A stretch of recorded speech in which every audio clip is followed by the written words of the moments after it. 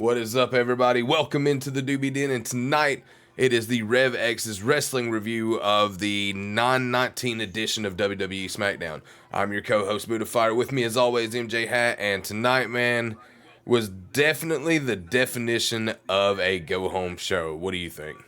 Yeah, I honestly, I felt like it was very much a go home show. I thought that tonight was going to have a couple of special things, and I'm not going to lie, I'm surprised at who match of the night was. So stay tuned, and you'll see. Um, let's talk about this week, man. Let's talk about what's been going on with the company. Do you It's you want to talk about Raw first, or you want to do the news first, or I'm trying to get my stupid crap to pull up, so you talk about what you want to first. Okay, I mean, there we we can go. start with Raw. Uh, There we go. Cena cut a promo on Brock. Boring. Uh, Lyra Valkyria defeated Roxanne Perez. Actually, Bailey. I'm excited for Crazy Bailey. What do you think about Crazy Bailey? So I know in the notes I only put about the part where she really became a hugger, right? Yeah, So later in the I seen the evening, other segment. there was another segment where Lyra goes looking for her, and she's the heel version of Bailey. So yeah, the whole Crazy Bailey is going to be insane. I'm gonna say this will probably be one of the best versions we see of Bailey. I I agree. Oh, I think Bailey's going to do a lot of good stuff in the next coming couple of months.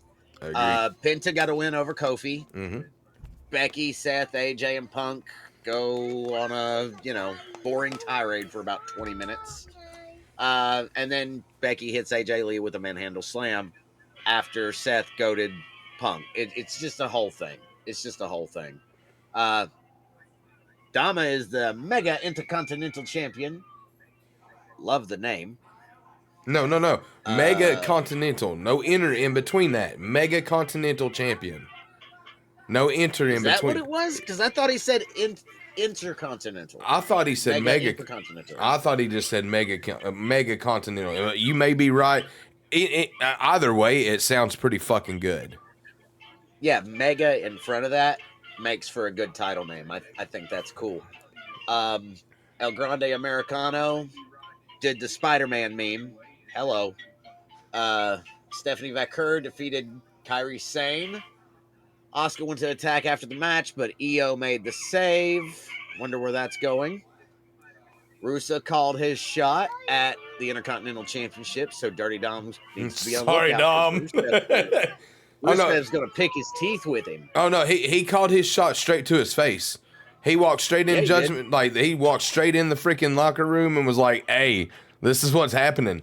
I'm kicking your ass and taking that title. What's up?" No, he did not say those words, guys. No, he did not say those words. But in our terms, it happened that quick. Yeah, it was pretty fast. He's gonna get that title, man. Oh, yeah. I think Dom either cheats to secure it, which is usual, Yeah. or Rusev is our new IC title holder. The Oh. Bronze Vision Yes. defeated Jimmy Uso on LA Knight after Jimmy had been parading around all night telling LA no, and then Jay said, "Don't do it, bro," and then bro said, "You ain't the boss, you ain't got no Ula Fala." That line, man, that's tension between the brothers, and I think that's awesome. What about you? I want to see what happens tomorrow night. They were in unison tonight in that little segment they done, where it was a pre-taped segment, I'm sure. But they were in unison in that segment.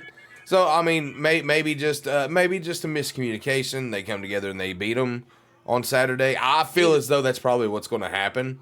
Truthfully, I don't see them having the Vision beat the Usos. I could be wrong. I don't either. I don't either, because the Usos are self-proclaimed greatest tag team ever, right? So, I mean, they've got the accolades. I have a really hard time believing that the Vision's going to pick up the dub on them. It just doesn't feel right. But Jay eats a BAFT as the show goes off the air. What did you think about Raw as a whole? Raw was actually pretty solid. A lot better than tonight's SmackDown.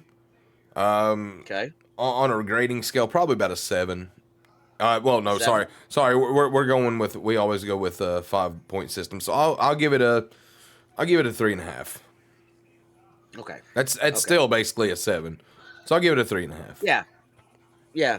A lot of their go home shows, if you will, end up having either low numbers because it's just storyline stuff and there's not enough wrestling like tonight, or they end up doing super high numbers. You don't see an average one that so often. So Raw being average, I think is a good thing.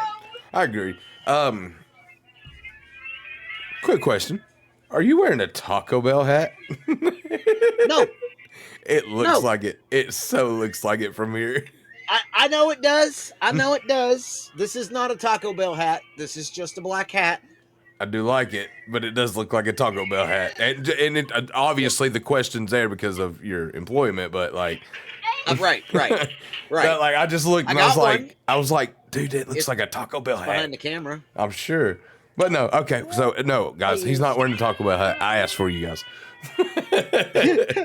All right, so Raw again, solid. Let's get into some business as far as news of the week, and I think the biggest news of the week is the fact that Andrade is no longer with WWE. What reports I read say that he was unhappy with booking, and he got into a pretty heated argument with him backstage, and then he just stopped showing up for shows. Yeah. So. I guess that's a quick way to get your foot out the door, yeah?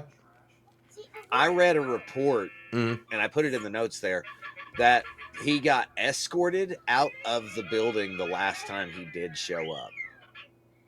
So, I'm not entirely sure what happened there, but I don't have a date to give you on that either. That's been a few weeks ago. I imagine that was before Rey Fenix's U.S. title shot. Yeah, I'd have to think so. I mean, although I will say that like the past couple of opponents have quote unquote been in tag teams and got shots at the title. Rey Fenix with Andrade, Carmelo Hayes with Miz. See what I mean there? Like that's what I'm saying. So it's not to say Before we like go any further. Go ahead. Let me throw this out there, guys. If anyone would like to come up and have a word with us, !stage will absolutely help you do that. It'll bring you directly to the Discord stage where we are talking. Come on. All you got to do is raise your hand. We'll bring you up. Come on. I'm going to go ahead and pin that at the top of the chat for you guys. So, sorry, Buddha. Continue, man. No, just it's bad when it has to get to that point. I feel that his booking was actually pretty good. I mean, what, he hadn't won a title?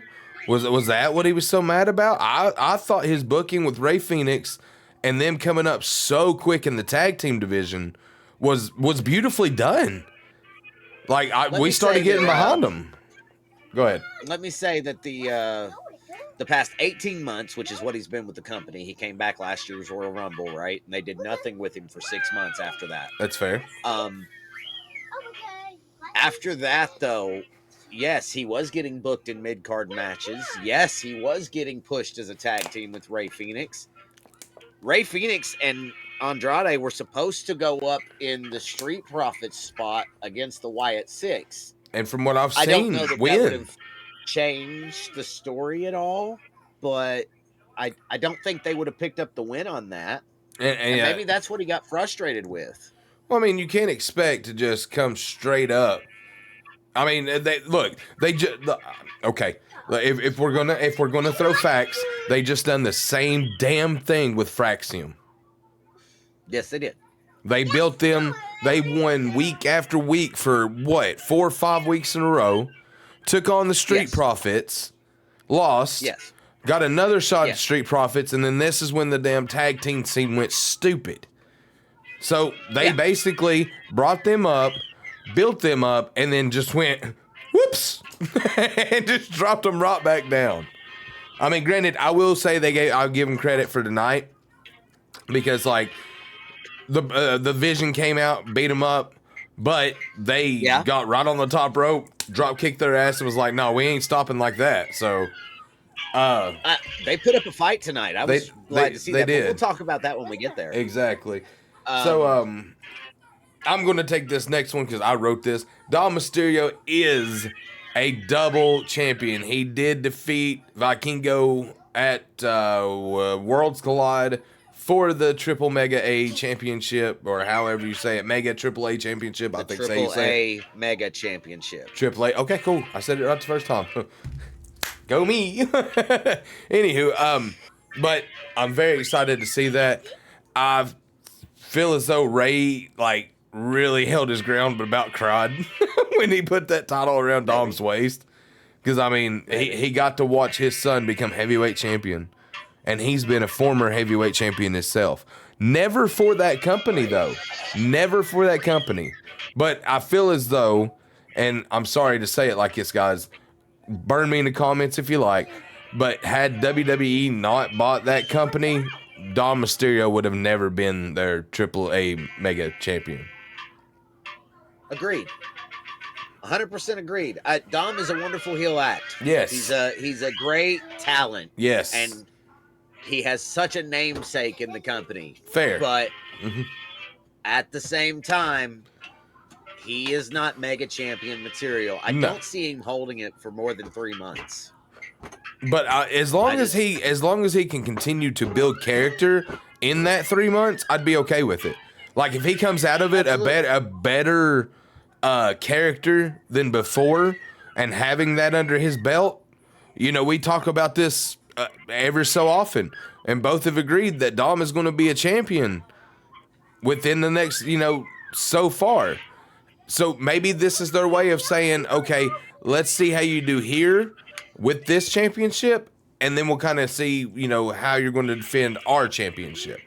Do you agree with that? And I do. To be fair, I cannot sit here and tell you that he's not good by the standards of AAA. He obviously is.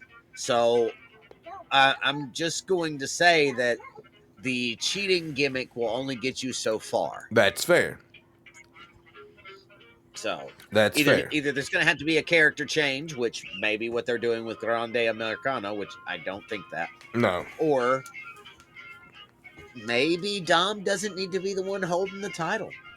But let's go on. You wanna tell everybody about how Rhea Ripley got murdered? Oh, bro. So actually, and this is really funny. I'd watched an interview a week or so ago of her saying that she wanted to meet Art the Clown. She wanted to meet the guy behind the mask, right?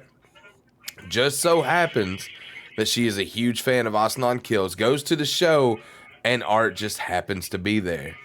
So they set this up in like 30 minutes tops. So she comes out on stage, she has one of those laboo-boos, right? Art starts fucking with the laboo-boo.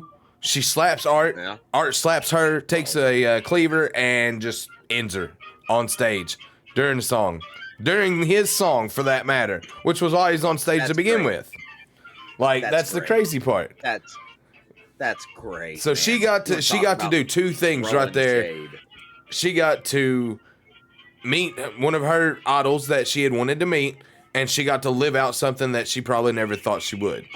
Can you tell me, though, in recent history, who is the other female that got to live out her dream of getting murdered on screen? Can you tell me? No, I can't. Liv Morgan and Chucky. Not surprised. Not surprised. It was like season 2, like episode 2 or 3, but she gets murdered by Chucky. It's Speaking fucking great. Of Liv Morgan, let's talk about that. Go ahead. When do you think she's coming back? She's overdue, isn't she? She got hurt when? 6 months? Has it been 6 months? Maybe 4? I'm thinking more the 4 mark, and I'm pretty sure that Finn said that a normal recovery on that's like 9 months.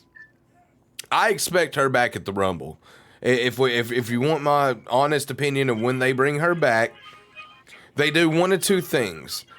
They bring her back in the Rumble, or they have Roxanne like built up and have her come out and like destroy Roxanne or something.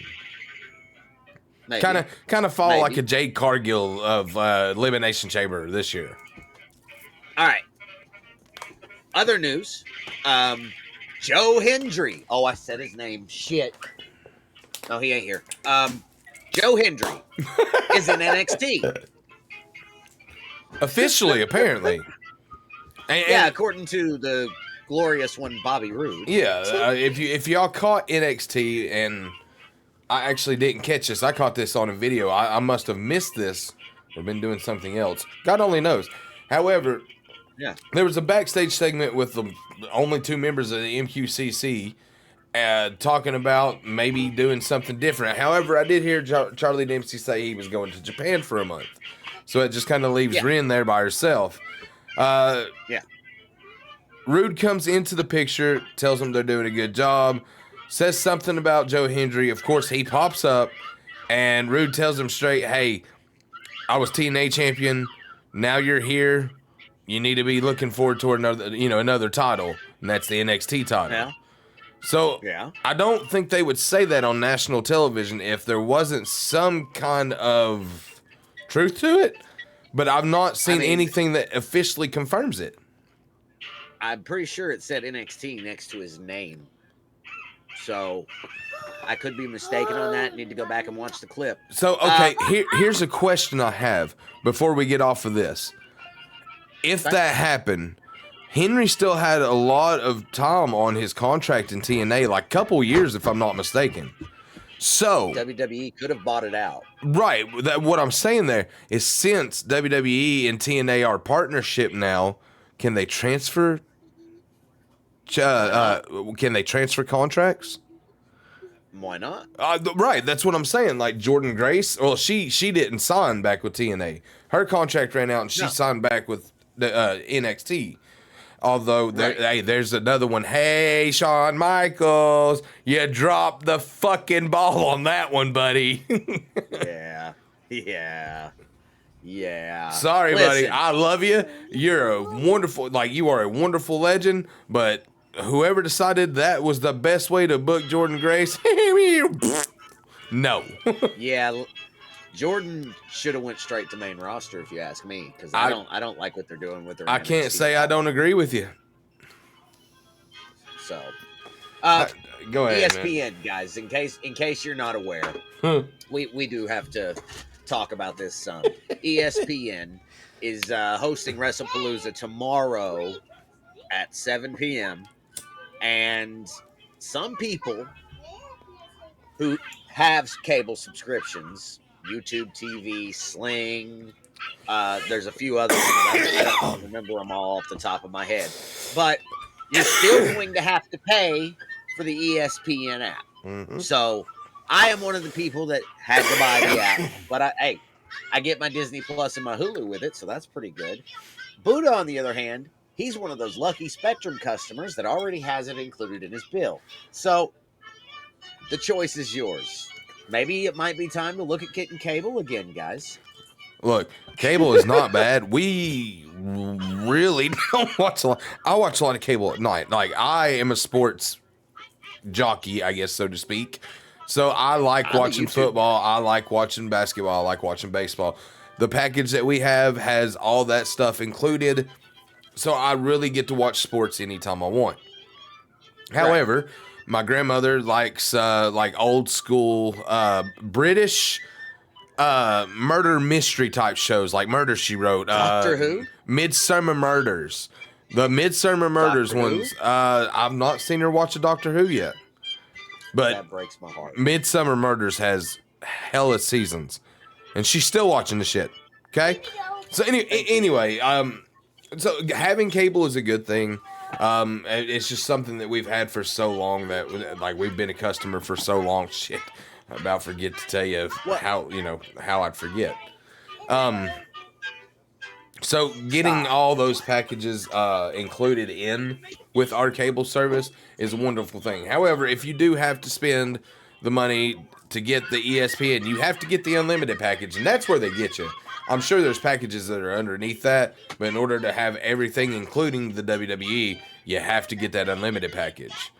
So It's $30 a month, guys. I'm sorry, but that we're going back to where PLEs cost more money. Yep. It's not $10 a month anymore. and hey, period. guys, And- welcome back to our times. Yep. Back in the old days, back when WrestleMania was $50 to watch on pay-per-view. All right, guys. Let's get into this recap. SmackDown comes to you tonight live from Toledo, Ohio. Michael Cole opens up, actually getting up to go backstage for, I think he was supposed to do an interview with Lesnar. But Lesnar ends up, music hitting, he comes out. Cole looks like he's seen a freaking ghost. I mean, he is beside himself. To death. Right? So Lesnar comes out, manhandles Cole, lifts him up, carries him all the way around the ring, the whole circumference of the ring, comes up the steps, goes to put him in the ring. They slip up a little bit, no problem. Cole actually is the one that fixes that problem real fast, jumps in the ring, Lesnar pushes him, and Cole goes flying like halfway across the ring. Did you catch it? I don't think Cole done much of the jumping there. I think Lesnar just he pushed him. Sonic boom. Yeah. So anyway, he sure did. He pushed him. Lesnar gets in the ring, goes to get Cole up. He's going to hit him with the F5. Corey Graves, of all people, comes out to make comes back into the ring to make the save, only to meet the end of an F5. This allows Cole to get out of the ring. Go ahead. I didn't think Corey Graves was allowed to take moves like that anymore. Maybe he got cleared. Like, I did catch them saying welcome back. I don't know if y'all are, listening like I was, but it wasn't just welcome back chance for fucking Brock. Yeah, there was welcome back chance for Corey Graves, too. Which I kind of feel like sets up something maybe, but I doubt it at the same time. Cross your fingers. I would love to see Corey Graves back in the ring. Not even going to lie to you guys. He was a great talent. Even if it's against Brock Lesnar. What better way to come back and get the ring rust off, huh? You need a 30-second match. Brock Lesnar's your man. Yep. Couple of F5s and he's going to eat the ground. And 1, 2, 3. Hey, Corey, welcome back to WWE, buddy. I hate to throw shade here, but just ask Kofi. Right? Oh, that is the most horrible way to end your title reign. Oh, my God. Right. So, anyway, being said, let's get back into it. So Lesnar goes on a warpath after this. He grabs a hold of the camera and tells Cena he's coming after blood tomorrow. And so then everybody starts coming out trying to get a hold of Graves. Lesnar says, nah, one more F5 sounds good. Hits him with another one. Finally finishes out, grabs his cowboy hat and walks to the back. We go to commercial break. Come back, and Hat's going to take us into that. All right, so let's see. When we get back from the commercial break, we get Paul Heyman and the Braun standing in the back, and Brock stops, and he sees Paul Heyman, and he stares for just a minute, and he laughs, and he says, we need to talk. Oh, God. Oh, God. Could you imagine Brock Lesnar part of the Vision? I just want to put that mental thought in your head right now. Not going to happen. Not going to happen. Survivor Series War Games is coming up, man. Just fantasy book a little, okay? I can't see Seth Rollins and Brock Lesnar together, man. Cannot see it. Cannot see it. You see CM Punk and John Cena together on the other side. Yeah. Yeah, more than I could see Brock and Seth on one side of that. I'm sorry. There's no way. Anyway. That's like a complete different fucking spectrum. Nick Aldis then asks Paul what he's doing there, and they say they're looking for the Usos. The Usos are not there, though. The Usos were gone, and Paul Heyman knew that. So, of course he knew that. They say they're going to go watch the show, and that ends. Then, Miz joins Michael Cole out on commentary as match number 1 starts. Match number 1 was the women's tag team titles. It was Charlotte Flair and Alexa Bliss taking on Chelsea Green and Alba Fire. And I'm going to be honest, this match was decent for the opening match, for a tag match. The women's division on SmackDown has some fire behind it, though. It does. So I'm just going to say that both Chelsea and Alba, who I always say suck, actually gave the champs a run for their money here. It wasn't a match to write home about, but it was enough defense that I I honestly had my fingers crossed there for a second. But, of course, Charlotte Flair hits natural selection on Chelsea Green for the W. What do you think about these tag team champions and their friendship? They're starting to form more together. There was a lot of really good tag team moves with them tonight. It's the timing. Like if they could get the timing down, and it's not their fault. I'm not faulting them for it. It could be the other team's fault, and I'm not just saying it was the two ladies tonight. It's happened a few times. They're starting to form better into a tag team, and I feel as though the more they get exposure and the more they actually get to be in the ring together and work on these things and see crowd reaction. I feel as though if they really want to make this a well-oiled team, they're on the right path. Well, can I ask you, Mm-hmm. do you think that this friendship survives without the tag team titles? I think when the tag team titles drop, that's when we see the dissension. Okay. Next up, we got a dumb backstage segment, the first of many. With the Profits and Ron Killings. Or I'm sorry. This is the Profits and the Six. Yeah. I was getting my segments mixed up there. This one was okay. This one was still kind of dumb. The next one is even dumber, though, because it was R-Truth talking about how you can watch Wrestlepalooza on ESPN and describing the sign-up process. Then later on, he tried to put a cell phone in his toaster. I just want to put that out there. That's what was on WWE television tonight. Remember, guys, go home show. This was one you could have went home and been happy on. You want to talk about this next segment? So Fraxium comes out to the ring looking like they're getting ready for a tag team match, only to get attacked from the Vision from behind. Heyman gets on the mic, starts hitting a promo, and all of a sudden Fraxium actually climbed the top rope and attacked from behind. So this brings out Nick Aldis that says, hey, since you guys are here and you want to start a fight, well, on SmackDown, if we start a fight, we finish a fight. So it sets up match number 2 of the evening, which was Fraxium versus the Bronze, the Vision. Braun Breaker is fast as fuck, guys. Let's just go with this. Him and Axiom in that ring together was solid gold. But for anybody that doesn't know, that's not the first time they played around in a ring together. They had a nice little feud in NXT as well. And that you could see the chemistry still there between them tonight. Beautifully done. Good offense by Fraxium, but of course the heels are going to pick up the dub. Heyman gets on the mic again and goes into talking about some stuff again, only to get he got interrupted again. Oh, by the Usos, who came up on the Titantron in a pre-cut video and said that tomorrow night the Vision's going to learn exactly who the Usos are. Welcome to the Uso Penitentiary, yeet, all that good shit. And I can't get behind the penitentiary line. I know it's a callback, but yeah. So then we get and just think, guys, this is probably going to be the first night of many nights that we see this Vignette that we're fixing to talk about. Cody does an ESPN Vignette. Oh my God, how stupid was it? Man, I wonder if WWE is the one behind that, or if that's actually Cody Rhodes behind that, because I know he likes to do a lot of his own videos. He's reading a script. So that's a WWE / ESPN thing. Yeah. Okay. Yeah. ESPN. Look, they're bringing you in. They're showing you how it's done. Don't come in here trying to fuck shit up, guys. That stuff. Look, the stuff you all done tonight. The stuff that was done for ESPN tonight is garbage. Too much. Absolute garbage. Mentioning it once was okay, all right? But the 5 times that we heard how to do it, I'm good, man. Good.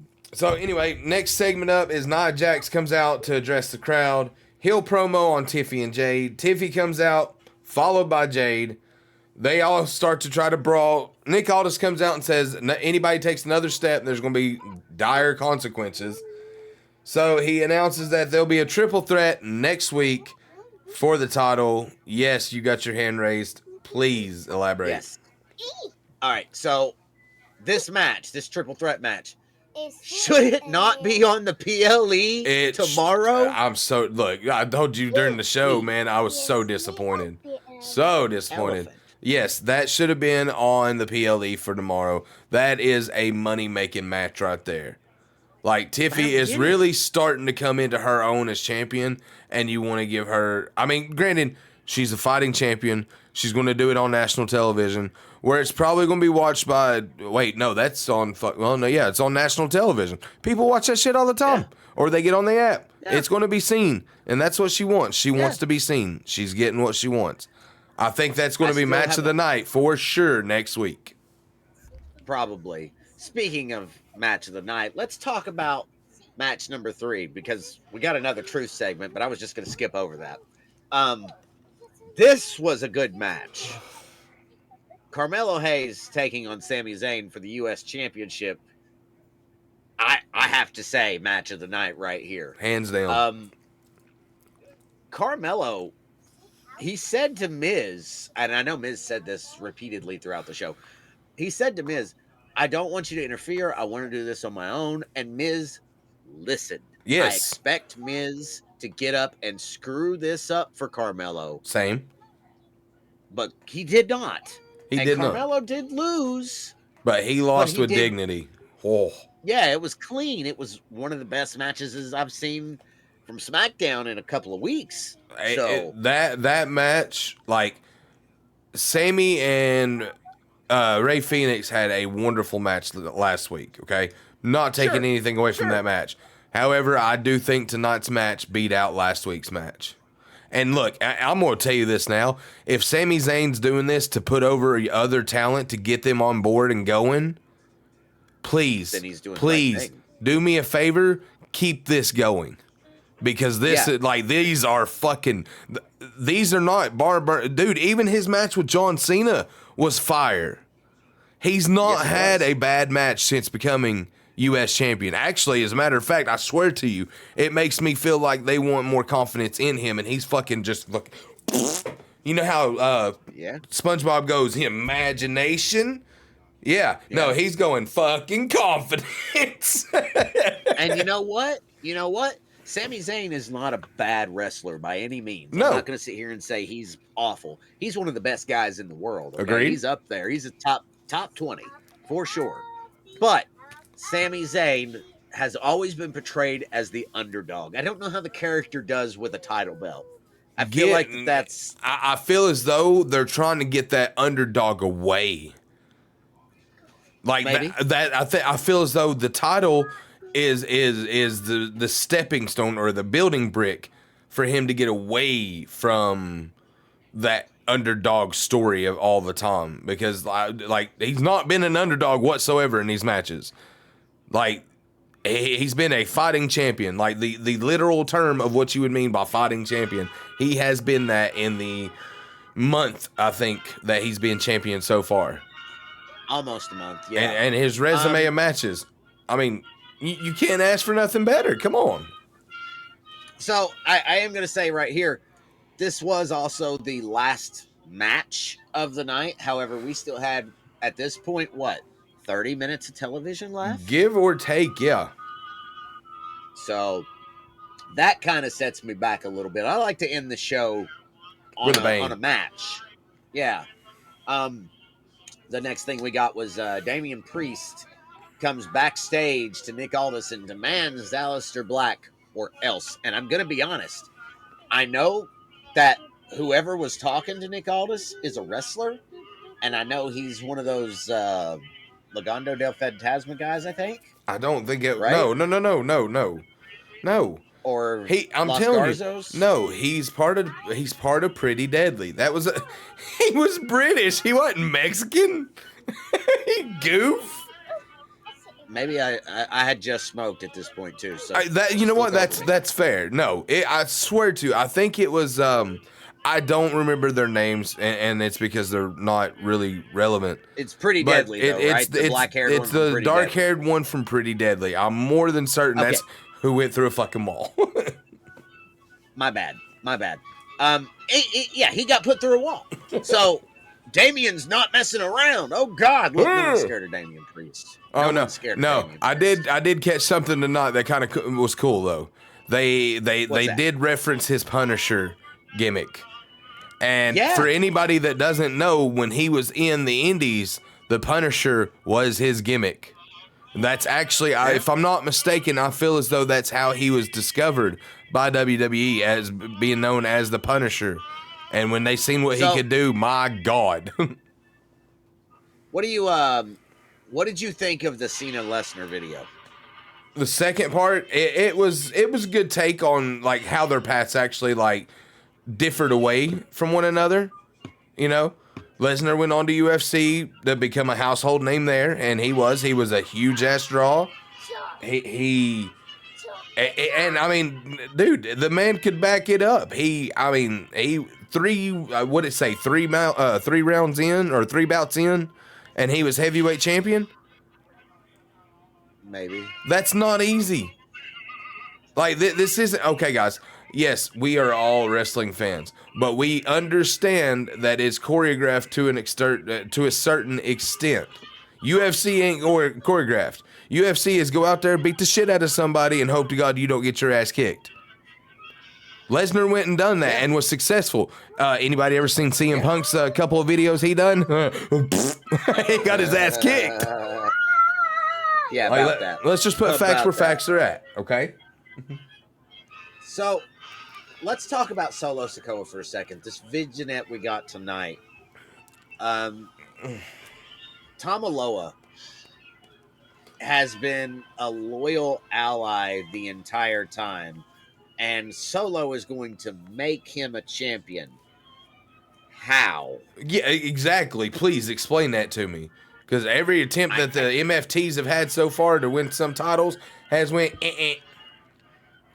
Like I agree the MFTs are losing steam. Yeah. 100%. Yeah.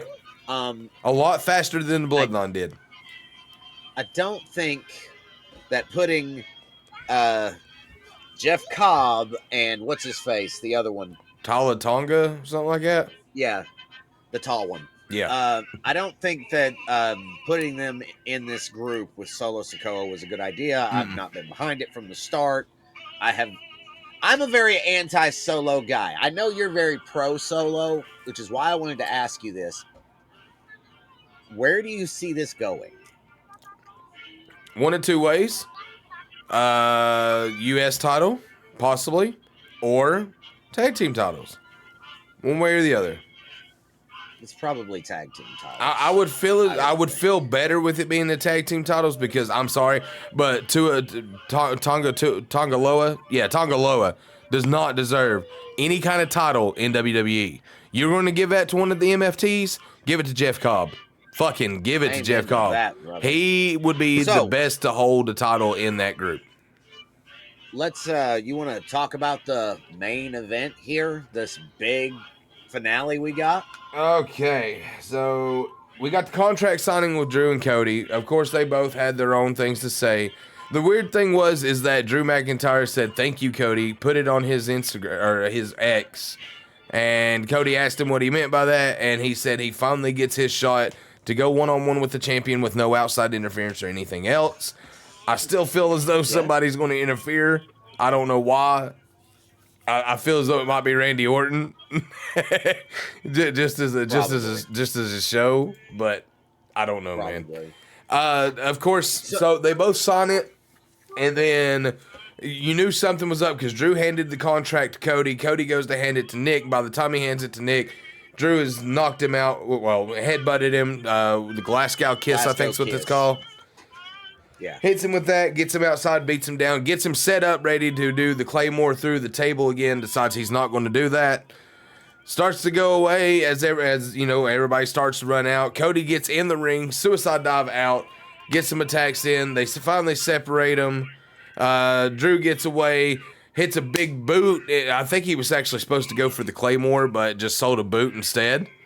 And so Cody went down. And then he put a boot to his head on the concrete, on the mat, but it's concrete underneath. And Cody sold that, of course. So they're done with that for now. We'll get a good match tomorrow night. We'll get into that here soon. But yeah, what do you rate tonight's SmackDown? 2. 2? Yeah. Okay. 2 is very low. I was going to say 2.5 though, so I'll give you the 0.5 just because the last match deserves like 2 stars on its own. Yeah, it really brings the whole show up that match was halfway decent. Yeah. Yeah, Sami Zayn and Carmelo Hayes, they saved your matches tonight, okay? Oh, I'm gonna put this out there one more time before we go over this last part. Guys, as always, the stage is open. Please, there's a pinned comment at the top of the chat. If you feel like you have something to add to the conversation, we welcome your input. That being said, let's get into tomorrow night. Now, we will not be live directly after Wrestlepalooza. We have some personal obligations, so we will be live on Sunday. Yeah, he's got to work. But we're going to wait to do the review until Sunday. I don't know exactly what time. It should be earlier than our normal reviews. So just kind of keep your eyes peeled to Discord or keep your eyes on Buddha's Twitter or wherever you get your information about Rev X, and you'll find out. Something he didn't say.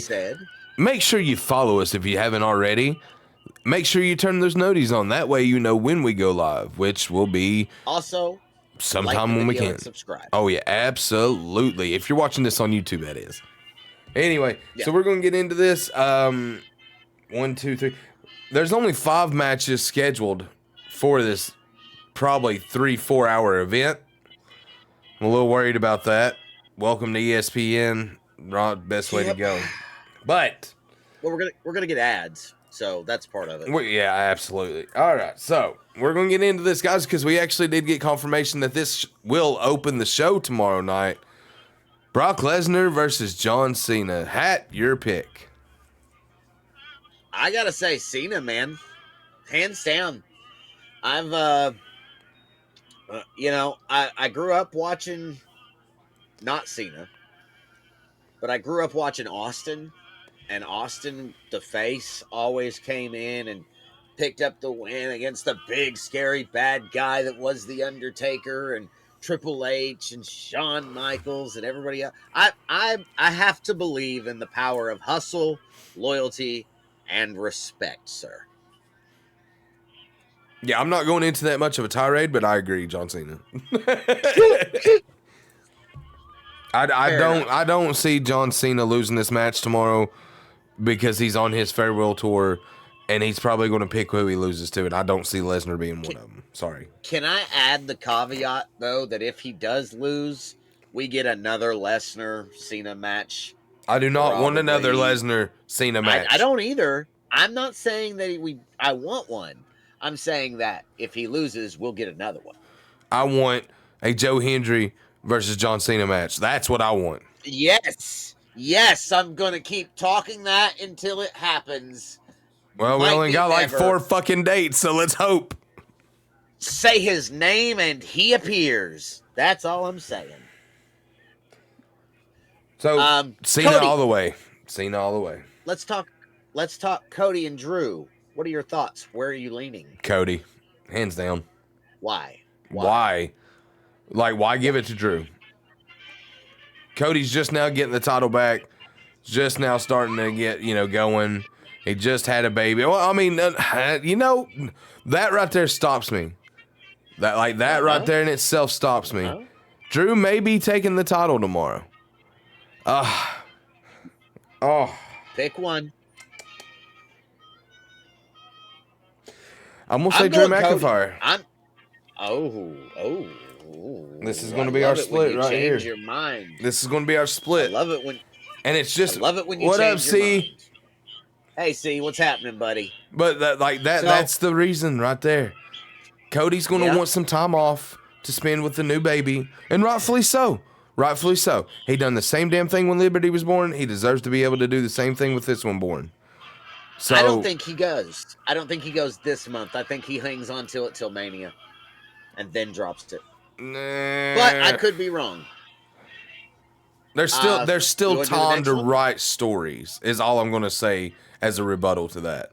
You could be right, and they could have him go to Mania. However, I do feel as though there's time to write stories. There's still time for a Drew McIntyre CM Punk title. Wink, wink. Yeah, that's not a bad shout. All right. Shout out to C. I've seen that puzzle, buddy. That's rough. That's a Oh, we're rough talking puzzle. an It's got a actual Lego. puzzle?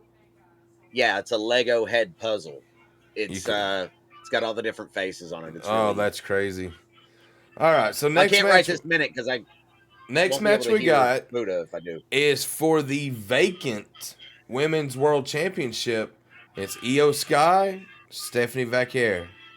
Your thoughts? I want to see Stephanie Vaquer win. Same. Watch him give it to Io Sky. Unfortunate. But I feel as though look, my vote is Stephanie Vaquer. But I'm not going to say I'm not going to be I'm not going to be surprised if Io takes that world title tomorrow. I think that we are in agreement on that one, sir. And then if that happens, they finally give it to Rhea from Io and have her actually beat Io for the first time. I'm gonna skip that one and save it for last. Let's do the Usos versus the Vision. I'll be right there. Usos versus the Vision. Usos, hands down. Okay. Yeah, I can't agree. see them giving the Vision that. Like, what's it do for the Vision? Are they actually going to turn them into? No. Hold on. Are they actually going to turn them into a dominant tag team? That's what I'm asking there. That is the only reason I would say the Vision take that victory is if they just completely annihilate the Usos tomorrow. And then completely start annihilating all the tag teams. Win the titles from what, Judgment Day? Come on. I think we get a returning bloodline because the Bronze beat down the Usos so hard. But I am going to say the Usos because logic dictates to me that the veteran tag team is going to pick up the win here. Agreed. Agreed. You want to do the last one? All right, guys. Let's do this final one. And y'all know what it is. It's the mixed tag team match. It's CM Punk and AJ Lee versus Seth Rollins and Becky Lynch. Go. Faces. And do you know why? Shoot. Returning AJ Lee. Yes. Mic drop.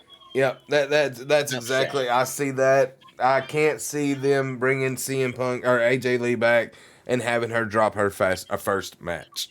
I just don't see it. So the only match that you and I are in contention about is the WWE Championship match. And that'll be the make and break, guys. So you already know if we get them right, we'll be 4-0 going into that match. And I'd say that's probably going to be the main event of the evening. Probably. Maybe. It's either the mixed gender tag or that. It's going to be the main event of the evening. However, if you're wanting to sell money and you're wanting to sell your company as it's supposed to be, put your heavyweight fucking title match on the end. That's where it needs to be. Let me I'm going to see. I want to do this. Let's just for a second, and you'll be able to see this in a minute. C asked me to share this, and I'm going to. Let me. Where is screen share? Right there. And hold on, C. I am going to show the chat just for a second. There it is. Ladies and gentlemen, that is the puzzle this man is working on, and he is a fucking madman for it. Lego heads. I don't see it. You're looking at Lego heads. You will once the stream catches up. There you go, C. Good luck to you, sir, finishing that thing. You've about got it done. Now, back to the Rev X review. There we go. Boom. All right. So, what? All right. So, at the end of the day, because you and I need to be wrapping up here. We've got an obligation. Yeah. What is it that do you really think that Cody's going to take time off? Yeah. You can have it. Yeah, I do. Okay. I do. Okay. All right. And I mean, that's really where we differ right there. It's just, is that going to happen? And yes, I believe it is. Last call on the stage.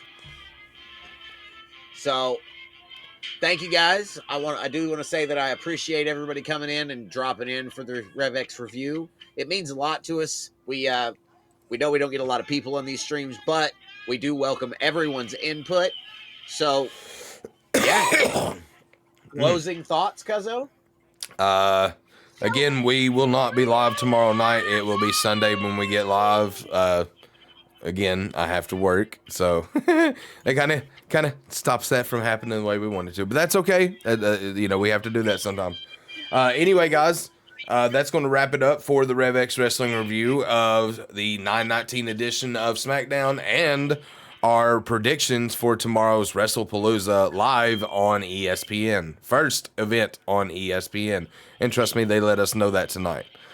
Tonight's final score for the show is a 2.5. I think. Is that what we agreed on? Yep. It's definitely the definition of a go-home show. So if you didn't catch it live or you didn't catch it at all, you're not missing anything. But anyway, guys, until Sunday, we will see you then for another edition of Rev X Wrestling Review, this time recapping Wrestlepalooza. And then you'll catch us Friday nights, every Friday night, live about the same time, 10:15 Eastern Time, with a recap of WWE Smackdown, Raw, and any news that we catch up on during the week. So until next time, guys, I am Buddha Fire. That is MJ Hat. We are Revolution X, and we will catch you on the flip side later. And peace out. Later.